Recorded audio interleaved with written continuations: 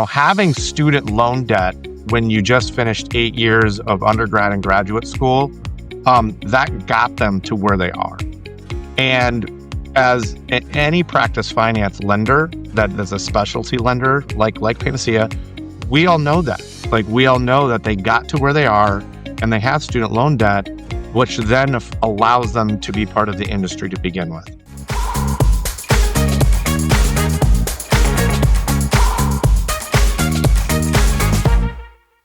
Welcome, everybody, to the Veterinary Insider Podcast, where we explore the intersection of leadership, business, and innovation in veterinary medicine. I'm your host, Dr. Christie Cornelius, and today's episode is all about empowering veterinarians to take ownership, literally and financially, of their futures. Joining me today is Rob Borcherding, co-director of the Practice Solutions team at Panacea Financial, a doctor-founded digital tank serving healthcare professionals, including veterinarians. Rob helps veterinarians navigate the complex path to practice ownership through specialized lending, consulting, and financial strategy. Rob, welcome to the show. It's great to have you here. Thanks, Christy. Thanks for having me. Yeah. So, Rob, you've built your career around helping veterinarians realize their dream of ownership. What drew you personally to the mission? Yeah, that's a funny question. I kind of fell into the healthcare lending stuff, the whole specialty, just when I was at Wells Fargo and kind of working my way through that. And what Panacea then did in 2021 when I came here is, it's a doctor-driven organization that just resonated with my goals in education to help be kind of more of a consultant than anything, and to help people that maybe don't have a business background and a banking background and a finance background to fulfill their life. My dad was a civil engineer, and he started a business from scratch and built it to 4 locations and 300 employees. And it just helping other people fulfill what my dad did and how my family was able to provide for itself just kind of resonated with me. I don't know why I've never done it myself and why I just keep being a consultant. But yeah, just helping people go through these processes of owning practices is just rewarding in its own. Just help them with their family and professional visions. Yeah, that's such a great mission. And, to have that underlying need and desire to help others kind of get themselves organized in their own businesses and become successful because, we're smart enough to do it. We just need a little bit of help, right? So let's start with one of the biggest myths out there. The idea that having student loans just automatically disqualifies a veterinarian from owning a practice. You have said this is completely false. Could you walk us through that real world example? And let's say we're talking about a new graduate with significant student loans, showing how you and your team would structure financing to make practice ownership more attainable. Yep. Well, I think the first obvious thing is that a veterinarian wouldn't be a veterinarian to begin with if they didn't go to school to become one. And there are costs of going to higher education and continuing education, such as vet school. There are costs to going to undergrad, as you guys know. So, having student loan debt when you just finished 8 years of undergrad and graduate school, that got them to where they are. And as any practice finance lender that is a specialty lender like Panacea, we all know that. We all know that they got to where they are and they have student loan debt, which then allows them to be part of the industry to begin with.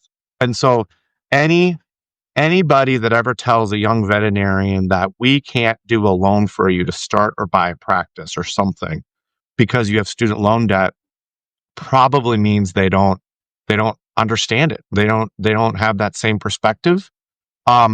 And the fact of the matter is, and we'll talk about this a little bit, I'm sure, but that's everything, right? They have their degree, they can treat, patients, they can invoice. They're in the industry kind of just takes care of itself. So again, student loan debt is not an issue. I've done loans for people who have, in the dental world too. I do dental loans as well. I did a loan for a person who has $1 million in student loan debt, and they wanted to start a practice from scratch. But they'll be fine because in the long run, owning practices helps you pay your student loan debt off faster too. And that's the biggest thing, is that when you make more as a business owner, your student loan debts get paid off faster too. Mm-hmm. Yeah, I agree. And it is some of the things that I ran into as an entrepreneur, trying to get financing for, new ventures. And so to hear that from somebody that helps us in that manner, I think that's really important for us to realize that it doesn't matter that, we come out with so much value that it's going to be easier for us to be able to turn that debt into eventual profit for us. So let's move on. Let's explore the three primary paths that you've outlined: buying a practice, buying into a partnership, or starting one from scratch. How do you help veterinarians decide which route makes the most sense for their goals and financial position? Mm-hmm. Yeah, and this is where, I was telling you before, like I kind of feel like a psychologist sometimes, right? Where you kind of talk through this with the young veterinarian or young doctor in general. It's like, what's important to you? Where do you see yourself? If you want to be a practice owner, what level of responsibility do you want to take on? And that's kind of where this lands. I mean, the most difficult thing a veterinarian can do is to start a practice from scratch. And you have to be all in if that's what you want to do, because you start day one, as soon as your practice opens, you have 0 patients. So when that's the case and you're like, no, I want to start a practice, we help them identify that we're going into a community that can support the patient acquisition and client acquisition they need to ramp up. But, you don't pay yourself for several months, if not a year, because you're reinvesting everything back into the practice. So, starting a practice from scratch is absolutely possible with the right business plan, the right market. And that's what we walk through with someone who wants to start a practice, because you might have to associate outside the practice to still put food on your table because the practice can't pay you. So that's where it's like you really try to work with them on the background of business planning, demographics, market review, and you're a consultant and a psychologist. Like, hey, you'll be okay. You're borrowing $1 million, but you'll be fine. You will have revenue. Yeah. And so that's the first one. Right now, people sometimes default to starting a practice because they can't find anything to buy, and vice versa. You shouldn't start a practice when maybe there's practices that are out there that are for sale, or the doctor is talking to you about buying it. And then again, we're helping them review, well, what's the patient count? What type of facility? How does it cash flow? What procedures are they doing? And we help them look at, like, okay, you're going to be the doctor owner, 1 doctor, 2 doctors, maybe in the practice, but you're going to be the boss. You're going to be the only owner. And that's the other side of the pendulum from scratch start, right? And that's, again, it's all about just doing due diligence and analysis. And I've had plenty of calls again at 8:30 at night, like, man, this is a lot of money. Is I going to be okay? Like, yes, the practice cash flows. Just get in there and don't screw it up, right? Get in there and keep doing the same amount of medicine and you'll be fine. And now there's this thing in the middle, right? There's this thing in the middle, and this is partnership. And partnerships are really, really becoming more common, to be honest. You see a lot of doctors going to a partnership because, well, you have another owner or 2 or 3 that helps carry the load. You could take vacation and that the practice won't stop going. You can have a baby. You can be involved with some of this stuff. And I'm not saying you can't do that as a sole practice owner either, but having a more official partnership where that there's other owners that are also vested in running the practice.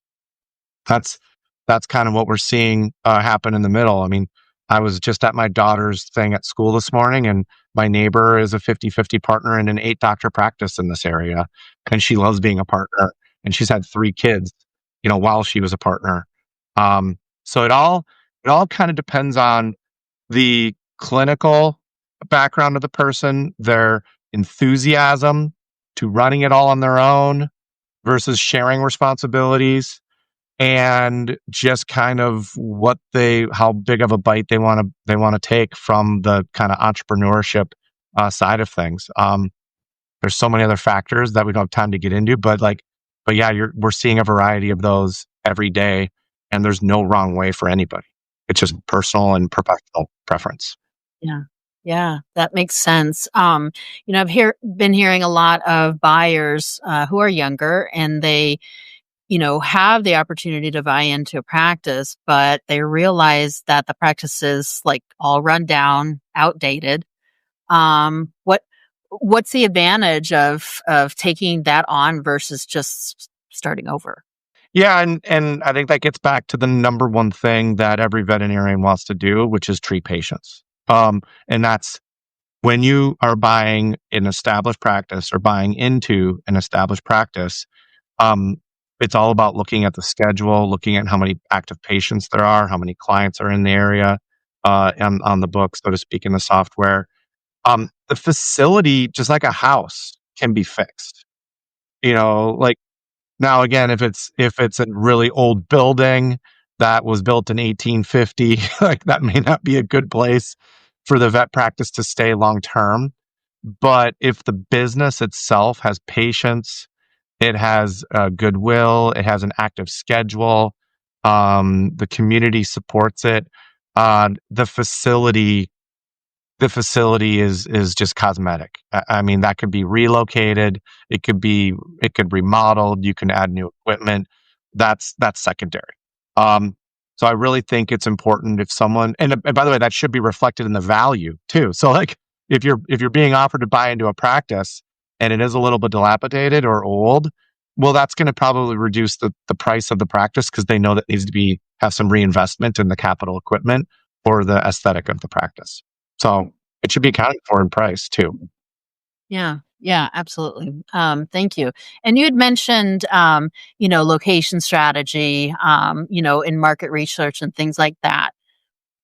In your own words, if we're evaluating a new site, what are some key indicators that veterinarians should prioritize, like pet density or income levels or competitive saturation? Talk to us about that. Yeah, and again, this all stems from just having the best educated guess and business plan and business strategy that if you want to start a practice in this city, on this side of the town, maybe, or in this suburb, okay, what is your likelihood of acquiring patients as fast as possible to break even and then to obviously start to profit? And there are so many demographic analysis companies out there that we partner with or refer people to that will do that for you. I mean, real-time data analytic kind of stuff. It's scary what Google and Apple kind of track us with, like how much we spend on pet food and stuff like that. Like Google knows that I have a dog, and they probably knows that I have a dog for 12 years, and that we live here at this address and I spend X amount at Petco or at my local veterinarian. But the whole point is that when you're starting a practice from scratch, you might know this area needs another veterinarian. You can maybe call other veterinarians in the area, even the secret shop, like, hey, I just got a puppy. When can I come in for my vaccination and my wellness exam? Oh, well, man, we're so busy. We can get you in 3 weeks. Well, that's a long time to wait, maybe. But the bottom line is that, demographics companies can pull, okay, there are 30,000 people in the city, 60% of them have pets, companion animals. Again, this varies for large animal and whatnot, but companion animals, exotics even. And there are X number of other practices. And then you can look at how many doctors are in those practices and like, oh my God, this community needs another veterinarian, right? There's too much work to go around. You can put a flag on that corner that's visible, that people know you're there, and people will call you. You got to work. You got to do marketing. You can't just, like if you build it, they will come it. But that's kind of what we do as we look at, okay, you want to start a practice? Great. Tell us where. Tell us why. Did you do a demographic report? And we'll help guide them through that. And then sometimes say, no, don't start a practice here. You're not going to make it. And that's the discussions we have. Yeah. Yeah, absolutely right. Thank you so much for that. That's super valuable. Let me switch gears and let's talk a little bit about maybe some of the newer models that have been emerging from like corporate. And if we could talk a little bit about, so we're seeing more hybrid and corporate models that offer, things like partial ownership, often under 50% in those scenarios. In your experience, when these submajority equity models truly benefit the veterinarian, and when do they start to limit autonomy and long-term value? hmm Yeah, we definitely are seeing that more. And I think it's very important to point out that the reason why we're seeing that more is because these, larger companies that are buying these practices, they need veterinarians to to hit the numbers and to hit the profitability that they're promising to their shareholders or to their investors or whatever it is, right? Like so veterinarians, they've understand very clearly that if they don't have a solid veterinarian long term in the practice and there's a revolving door of docs or they can't fill a doc for a month or two or three, that's worse than giving some equity to that doctor to entice and support them with their financial well-being too. So we are definitely seeing, 10, 20, 30, 40% ownership offers for veterinarians to buy into these multi-location, multi-state organizations in some cases.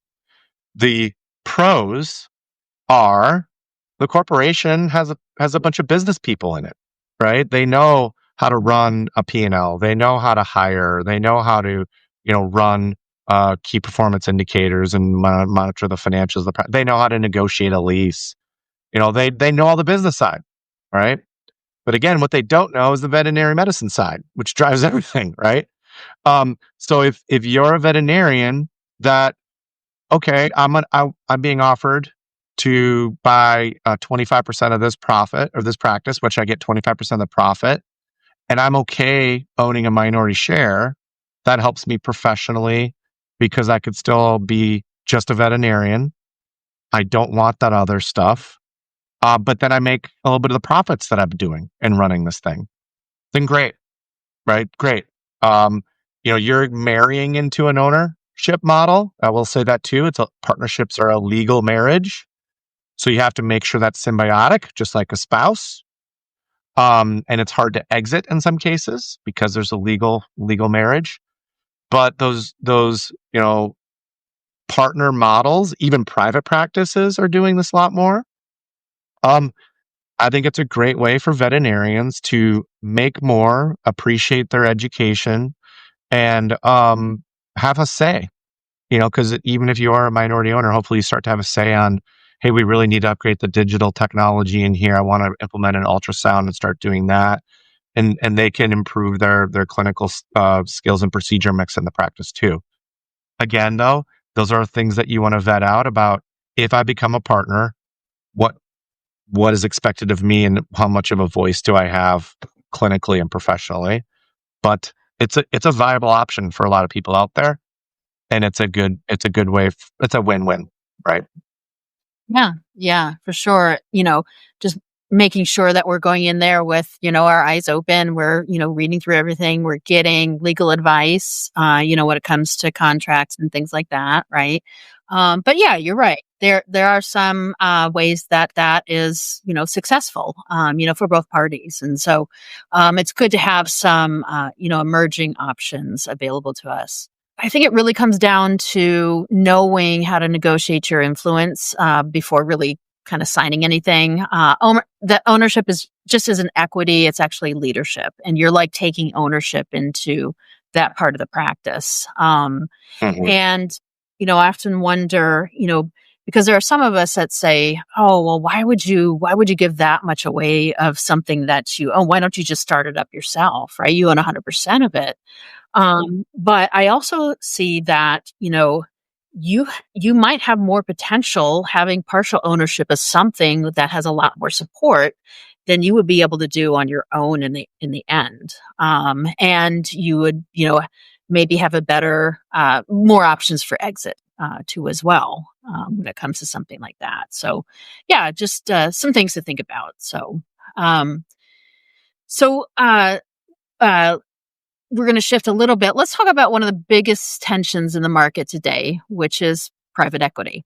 So corporate buyers often outbid associates, simply because they have cash. Yes. What leverage points do associates actually have when negotiating with an owner who's thinking of selling to corporate? Yeah. Well, again, you said it, you nailed it in the head. Like, corporate buyers buy practices for higher prices because they don't need it to cash flow. They pay cash. They have investors, and they look to ways they can increase profits. Of course, once you buy a practice, because they're professional business people, right? These are MBAs, CFOs that are looking at these from a business and mergers and acquisitions perspective, not from a veterinary medicine perspective, typically, right? And at the end of the day, though, like I'll keep saying a million times, like, veterinarians really hold the power in this industry, because without them, there is no clinical diagnosis, there are no procedures, there are no treatments, and again, that's why we're seeing that hybrid model. But also, veterinarians are not reinventing the wheel. Like, this has been done for decades, where doctors start their own practices or they own their own practices. Over the last 20, 30 years is kind of when Mars and all these other big corporations have gotten into veterinary medicine, because there's profits in it, and they kind of prey on the veterinarian mentality that I just want to help animals, I just want to be a veterinarian. But again, that's, the industry was built on it for decades, that veterinarians are also owner operators. But again, like, getting back to kind of your question, is that private equity and these big corporations pay more. There's devils in the details, though. Like, if a veterinarian says, well, I sold my practice for $3 million, well, maybe only $2 million of that was cash. 500 of that was an earnout, so they get it over a couple years. And then maybe 500,000 of that was stock in the parent company or something. So, like, we got to be careful on what I call water cooler talk, which is where people at the nobody goes to water coolers anymore, but like I'm old, but like, yeah, like, all the millennials would be like, what's a water cooler? Right? Just like, what's a CD-ROM? So like, so, like, people just brag sometimes about the price they get, but they don't explain the details of it. At the end of the day, though, if a practice is thinking about being sold to corporate, the smaller the doctor practice, so let's just say it's a 3-doctor practice, if the veterinarian in that practice was one of the ones that wanted to buy it, and then the owner chooses to sell to corporate, and they tell that younger veterinarian, well, corporate's offering $500,000 more than what you're offering. I mean, well, fine, like, but they're probably in an earnout, or there's something else going on. But also, it's like, well, if you don't want to sell to me, then I'm gone. I mean, I'll just try to be blunt to your audience here. Like, that deal will probably follow through, because that one doctor out of the 3 doctors, that's 33% of the doctor production. That's going to really hurt, because the corporate buyer wants to make sure that it just keeps going the same way. They're paying that price, assuming it's going to continue. So veterinarians in smaller doctor practices or lower doctor practices have more leverage, because of them being the veterinarian. Now, like, you're talking a 10, 12 veterinarian practice. Obviously, that 1 out of 12, it becomes less of a hit if one veterinarian leaves. So those ones are a lot tougher. But any doctor that is being offered to buy, and you're competing against corporate, those are 2 completely different things. It's an apple and an orange. And I could talk for hours about this and give you so many scenarios, but the whole point is that just veterinarians should understand that, hey, the seller shouldn't compare me buying the practice to the corporate buying the practice. The other thing I won't even get into, but just for like 2 seconds, is that a lot of times a corporate buyer will require the seller to stay on for a period of time. Well, then that seller will make less as the medical director as they did as the owner. So there's an opportunity cost they lose. Whereas again, if I'm an associate buying my owner's practice and they want to leave after 6 months, as long as I can find a replacement for them and have a smooth transition, like that seller can leave earlier, too. So there's that whole thing as well. So the bottom line is it gets back to talk to your consultants, talk to people that can help you if you are up against corporate, and you have some leverage if it's a smaller doctor practice. Yeah. Yeah. Thank you for that. I know that the IVPA is behind some initiatives that involve those types of transactions where the veterinarian who was the owner ends up as the medical director. And yeah, there is opportunity loss there. And then you no longer are in charge of decisions, right? And so is there, and oftentimes it leads to soured relationships and the medical director leaving. And so really taking a look at those relationships involving the medical director to see if there's some way to improve retention and, autonomy and things like that. And I think it really takes a lot of, critical thinking and, some time to figure out, what works best. Do you have any insight on that at all? I'm a private practice lender, so I don't run into and consult with the docs that do sell to private equity as much. I typically talk to those people 3 years after they sold, and they're like, I want to go back and buy my own practice, right? And then I'll hear the war stories, right? So you always hear more good than bad. All I could tell you is that any doctor that sells to a corporate institution is retained on. They have money on the line typically to continue that practice as the medical director because of the earnouts or whatever. There's a lot of pride and personal, goodwill in these practices too, because it's so personal in nature. The industry is so personal in nature. But at the end of the day, you're right. Like you lose the ability to make decisions sometimes, and you at the end you have no control. But you're still dealing with everything as the medical. It's you sold, but you're still in there running everything. Right? Like you're still having to hire and fire and recruit and why are you tardy, and write up the technician that's late 5 days in a row. Like it's not like any of that stops.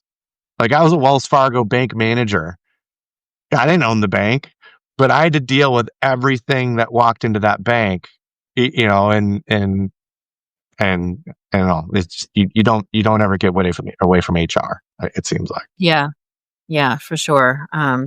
I agree with that, for sure. So, I know you believe this, and we've often been told that we as veterinarians do not need a business degree to succeed as a practice owner. If you were designing a minimal viable owner checklist, what core competencies should a first-time veterinarian owner develop within their first 180 days? And how can financial partners like yourself support them in that journey? Sure. And again, like, here's the cool thing about this industry is that there are people in this industry that also have their reputation staked on the success of veterinarians, right? If a veterinarian, isn't treating people properly and there's claims made against them and they lose their vet license, their career is really hard to come back from because now it's public information. There are CPAs, attorneys, consultants, lenders that are in that same boat. Like we're all here to make sure that we help our doctor clients to be successful. So, a veterinarian who buys a practice or is interested in buying a practice, obviously VBMA is really cool. That's come, I believe, a long way. Hard to remember all that through vet school because they're just trying to become a veterinarian, right? Like, who cares what a P&L looks like? Yeah. Yeah. But VBMA is a cool organization that I would encourage veterinarians to be a part of in training. But once you're out, going to some practice management tracks at the, AVMA or whatever, like, your guys' thing, like just learning a little bit about leadership. Do you need to know what a P&L is? No. Like, you will be trained to do that, and you will get the class of hard knocks once you buy a practice, and there's CPAs that'll walk you through that. But really it's all about procedures, clinical, because that drives everything in a vet practice, but then just leadership, working together as a team. The core competencies again are just, we will help a veterinarian with zero business acumen buy a practice just because they're a veterinarian, right? Like that's strange to say, but you can run a $2 million business, and as long as you're a veterinarian, we're not going to ask you, we're not going to quiz you on, what are the key components of a tax return? We don't. But one thing I can't quiz you is on how do you do a spade and neuter procedure? How do you do a mass removal? Like, I have no clue, right? So again, the core competencies would really just be learn how to become a veterinarian. But then if you really want to kind of take the next level, it's leadership management, and then maybe take some practice management stuff, but none of that's required, and I'm sorry I can't answer your question like really great, but that's literally how it works, and that's the basis of everything. And just one more point, that's what corporate and some of these guys prey on, is that you don't have that experience, therefore you can't be an owner. And that's not true, right? Like, that's absolutely not true either, just like the student loan thing. Yeah, for sure. Yeah. You have to realize your own value, within a business structure. And so, and we as veterinarians have a lot of value, a lot of power that we sometimes underestimate. So, so that's really great advice. I think, let's wrap up a little bit. Let's do a lightning round. Let's do some quick answers. Gut instinct only. Okay. I'll take it easy on you. We'll do 3. Okay. Number 1 myth about practice ownership every new grad should forget. I'll do 2. Like, I got to do 2: student loans and business experience, right? Like again, that's a myth. You can have student loans and no business experience, and as long as you can clinically continue the practice, everything else will come together, and you'll get the support you need, right? Of course, you got to want to be a practice owner, of course. Like that's not my problem. That's the veterinarian needs to choose that. I want to take that on. I want to be a leader. I want to be an owner. But those are the myths that absolutely 2. Sorry, not 1. Yeah, no, that's cool. And that's probably a huge sigh of relief for a lot of us. So we'd like to hear that.